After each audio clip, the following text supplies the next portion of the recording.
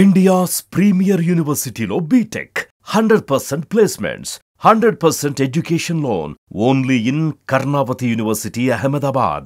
America సంయుక్త రాష్ట్రాలకి బంగారు కవచం తొడిగే పనిని అమెరికా అధ్యక్షుడు డొనాల్డ్ ట్రంప్ చేపట్టాడు.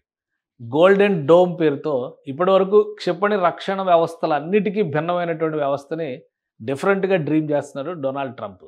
దాదాపు $25 బిలియన్ ఈ ప్రాజెక్ట్ కోసం కేటాయించారు. మొత్తం ప్రాజెక్ట్ కంప్లీట్ అవ్వడానికి ఇంకా భారీ ఎత్తున వ్యయం అయిందని అంచనా వేస్తున్నారు. అసలు ఈ గోల్డెన్ డోమ్ ఏంటి, దీనివల్ల కలిగేటువంటి ప్రయోజనాలు ఏంటి? ఇప్పటివరకు మనం ఇజ్రాయెల్ మేడ్ ఐరన్ డోమ్ గురించి విన్నాం. ఆ తర్వాత రష్యన్ మేడ్ S-400, S-500 క్షిపణి రక్షణ వ్యవస్థలు ఉన్నాం. అలానే చైనా, ఇండియా ఏ దేశానికి ఆ దేశం కొత్త పరంపరని కొనసాగిస్తూ వెళ్తున్నాయి. అయితే వీటన్నిటికీ భిన్నంగా అమెరికాకి సంబంధించి ఈ క్షిపణి రక్షణ వ్యవస్థల్ని భూమిపైన కాదు, ఆకాశంలో అంటే గాలిలో కాదు, సముద్రం మీద కాదు, ఏకంగా స్పేస్లో నిలబెట్టాలని అమెరికా ప్రభుత్వం కలలు కంటుంది. గతంలో చెప్పినటువంటి స్టార్ వార్స్కి రొనాల్డ్ రేగన్ ప్రెసిడెంట్గా ఉన్నప్పుడు జరిగిన డిస్కషన్ ఇది స్టార్ వార్స్ ప్రాజెక్టు. ఇప్పుడు దాదాపు అలాంటి ప్రాజెక్ట్నే డొనాల్డ్ ట్రంప్ తెరపైకి తీసుకొచ్చారు. $25 బిలియన్ కేటాయించడం, దీనికి టీంని అపాయింట్ చేయడం, ప్రాజెక్టు పర్యవేక్షణ బాధ్యతల్ని స్పేస్ వార్స్కి చెందినటువంటి స్పేస్ ఫోర్స్కి చెందినటువంటి అమెరికన్ స్పేస్ ఫోర్స్కి చెందినటువంటి 4 స్టార్ జనరల్ మైకెల్ గ్లూటిన్కి ప్రత్యేకంగా అప్పగించారు.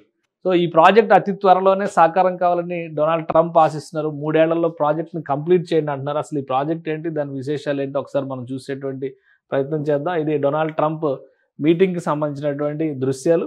ఆయన చెప్తున్నటువంటి అంశాలను బట్టి చూస్తే కనుక అమెరికా పైన ఈ విధంగా ఒక రక్షణ కవచంలాగా గోల్డెన్ డోమ్ ఏర్పాటు అవుతుంది. Ronald Reagan photo, Ronald Reagan ఇన్స్పిరేషన్గా తీసుకున్నట్టుగా ఉన్నారు. సో అప్పట్లో అమెరికన్ ప్రెసిడెంట్గా మోస్ట్ పవర్ఫుల్ ప్రెసిడెంట్ అని చెప్పని పేరుంది రొనాల్డ్ రేగన్కి.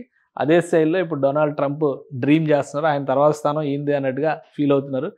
ఇదే ఇండో పాక్ వార్ సమయంలో ఈ క్షిపణి రక్షణ వ్యవస్థల గురించి పెద్ద చర్చ జరిగింది. భారతదేశం ఉపయోగించినటువంటి రక్షణ వ్యవస్థల పైన ప్రపంచ దేశాలన్నీ కూడా ఆసక్తి చూపించినాయి. ఇప్పుడు అదే తరహాలో అమెరికా ఇంకొక అడుగు ముందుకు వేసి ఏకంగా అంతరిక్షంలో అంటే రోదస్లోకి శాటిలైట్లు మాత్రమే పంపేవాళ్ళం మనం ఇప్పటివరకు.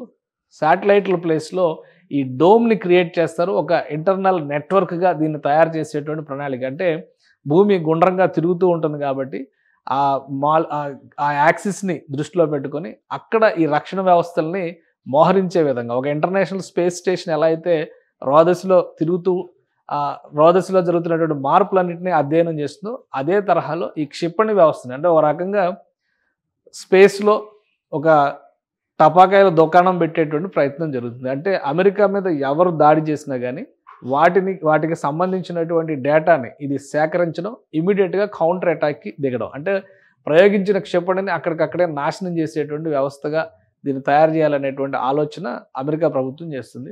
సో వీళ్ళు పెట్టుకున్నటువంటి ప్లానింగ్ ప్రకారం అమెరికా ఖండం మొత్తం కూడా కవర్ అవుతుంది అనేటువంటి, ఎందుకంటే స్పేస్లో నుంచి చూస్తే చాలా ఎక్కువ కవరేజ్కి సంబంధించి కవరింగ్ ఏరియా చాలా ఎక్కువ ఉంటుంది. ఒక రకంగా ఒక పెద్ద గొడుగు పరిచినట్టుగా అమెరికా ఖండం మొత్తం పైన ఇది ఏర్పాటు చేయడానికి అవకాశం ఉంటుంది. అందుకనే $500 బిలియన్ వరకు ఖర్చు అవ్వచ్చు అని చెప్పని ఎక్స్పర్ట్స్ చెప్తున్నారు. కానీ ప్రాథమిక అంచనాల ప్రకారం అమెరికన్ టీమ్ చెప్పినటువంటి ఎస్టిమేషనే $175 బిలియన్.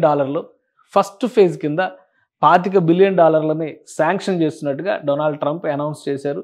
సో ఇది ఒక డోమ్ తరహాలో పైన ఏర్పాటు అయితే కనుక ఖచ్చితంగా అమెరికాకి ఒక రక్షణ కుడ్యంగా పనిచేస్తుంది అనేటువంటిది. మన శాటిలైట్ సిస్టమ్స్ ఎట్లయితే ఒక ఏరియాని లాంగిట్యూడ్స్, లాటిట్యూడ్స్ని కవర్ చేసుకుంటూ ఒక డిస్టెన్స్ని ఏ విధంగా అయితే చూస్తాయో అదే తరహాలో ఈ గ్లోబ్ పైన ఇవి పర్యవేక్షిస్తూ ఉంటాయి.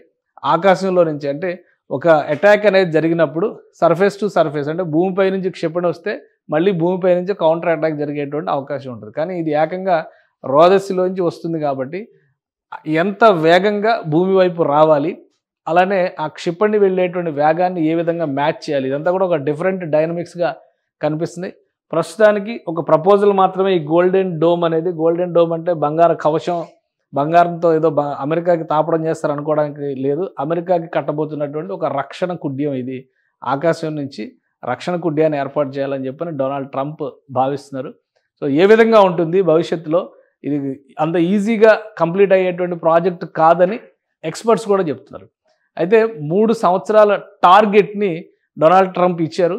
ఈ 3 సంవత్సరాల్లో ఎంతవరకు దీన్ని పాసిబుల్ చేయగలరు అనేది చూడాలి. ఇందులో స్పేస్కి సంబంధించినటువంటి ఎక్స్పర్ట్స్, అలానే మిసైల్ టెక్నాలజీకి సంబంధించిన ఎక్స్పర్ట్స్, వార్ టెక్నాలజీకి సంబంధించినటువంటి ఎక్స్పర్ట్స్, వీళ్ళందరినీ కూడా ఒక టీమ్గా ఏర్పాటు చేశారు. ఈ 3 సంవత్సరాల టార్గెట్లో అది ఎంత అచీవ్ అవుతుంది, దానిలో వచ్చేటువంటి రిజల్ట్స్ ఆధారంగా బడ్జెట్ కేటాయింపులు ఉంటాయి. ఎందుకంటే అమెరికా పైన కూడా ఇప్పుడు అప్పుల భారం ఉంది, ఆర్థిక సమస్యలు ఉన్నాయి. ఏకంగా దీనికోసం $175 బిలియన్ ఖర్చు చేసేటువంటి కెపాసిటీ ఉంటుందా? ఇప్పుడు శాంక్షన్ చేసినటువంటి $25 బిలియన్ ఈ 3 ఏళ్లలో ఖర్చు చేసి ప్రాథమికంగా వచ్చేటువంటి రిజల్ట్స్ని దృష్టిలో పెట్టుకుని ఫర్దర్గా ఈ ప్రాజెక్ట్ ఎక్స్పాన్షన్ దిశగా వెళ్ళే అవకాశాలు కనిపిస్తున్నాయి. వార్ఫేర్లో యుద్ధ టెక్నాలజీకి సంబంధించి ఒక కొత్త పరంపరగా మనం చూడాలి. ఫస్ట్ వరల్డ్ వార్లో విమానయానం ద్వారా యుద్ధం చేయడం అనేది గొప్పగా అరుదుగా కనిపించింది. సెకండ్ వరల్డ్ వార్లో సబ్మెరీన్ టెక్నాలజీ ఒక విప్లవాత్మకమైనటువంటి మార్పుగా చూశారు. ఇక రాబోయేటువంటి రోజుల్లో స్పేస్ వార్, ఇది చాలా కీలకమైనటువంటి శకంగా మనం చూడాల్సి ఉంటుంది. అమెరికా కనుక సక్సెస్ అయితే ఆల్రెడీ ఈ వాదనను, ఎందుకంటే స్పేస్లో జరిగిన ఏ పరిణామమైనా కానీ భూమిపైన ఎక్కడైనా ప్రభావం చూపించేటువంటి అవకాశం ఉండొచ్చు. ఉదాహరణకి స్కైల్యాబ్ లాంటివి కూలిపోయినప్పుడు ఏ ప్రాంతంలో పడుతుంది, దాన్ని ఎలా కంట్రోల్ చేయాలనేటువంటి విషయం మీద ప్రతి దేశం కూడా ఆందోళన పడినటువంటి సందర్భాలు ఉన్నాయి. సో ఇప్పుడు స్పేస్లో ఏకంగా బాంబులు పెడితే అక్కడ నుంచి ఏమన్నా ఫెయిల్యూర్ జరిగినా, కొలాప్స్ జరిగినా ఏ దేశం మీద పడుతుంది, దాన్ని ఎలా నియంత్రిస్తారు? కాబట్టి ఆల్టర్నేటివ్ మెకానిజం పైన కూడా దృష్టి పెట్టాల్సిన అవసరం ఉందని కొన్ని దేశాలు ఆల్రెడీ వాదిస్తున్నాయి. రష్యా, చైనా లాంటి దేశాలు అబ్జెక్షన్స్ చెప్తున్నాయి. కెనడా లాంటి దేశాలు అమెరికా పక్కలోనే ఉంటాయి కాబట్టి ఆ గొడుగు కప్పేసుకొని సురక్షితంగా ఉండొచ్చు అనే ఆలోచన చేస్తున్నాయి. సో ఇప్పుడు మొదలైంది కాబట్టి మిగతా దేశాలు కూడా తమ అభిప్రాయాలు చెప్పేటువంటి ప్రయత్నం జరుగుతుంది. ఇది ప్రపంచ మానవాళికి ప్రమాదకరమైనటువంటి సంకేతంగా పరిణమిస్తుందంటే అమెరికా వేసేటువంటి వెర్రివేషాలన్నిటికీ కూడా తలవపాల్సినటువంటి అవసరం ఉండదు. కాబట్టి ఖచ్చితంగా దీనిపైన ఒక డిబేటబుల్ పాయింట్ కింద మనం దీన్ని చూడాల్సి ఉంటుంది. విస్తృతమైనటువంటి చర్చ జరగడానికి ఇంకా ప్రాథమిక దశలోనే ఉంది. ఈ ఐడియాని కాన్సెప్చువలైజ్ చేసి దానికి కావాల్సినటువంటి మెకానిజంని డెవలప్ చేసి నెక్స్ట్ స్టేజెస్లో ఇది రాదస్లోకి వెళ్ళేటువంటి వ్యవస్థగా మారుతుంది. కాబట్టి పెద్ద చర్చకి మరోసారి డొనాల్డ్ ట్రంప్ తెరదీశారు. ప్రపంచవ్యాప్తంగా అన్ని దేశాలు కూడా ఈ గోల్డెన్ డోమ్ టెక్నాలజీ ఏంటి, దీనిపైన ఎలాంటి, ఈ ఐడియా ఏంటి, అసలు దీనిపైన ఎలాంటి ప్రయోగాలు చేయొచ్చు, ఎంతవరకు ఇది సురక్షితం, దీనిపైన విస్తృతమైన చర్చ జరగడానికి అయితే ఆస్కారం ఉంది. సుమన్ టీవీలో మీ పర్సనల్ అండ్ బిజినెస్ ప్రమోషన్స్ కోసం కింది నెంబర్కి కాంటాక్ట్ చేయండి.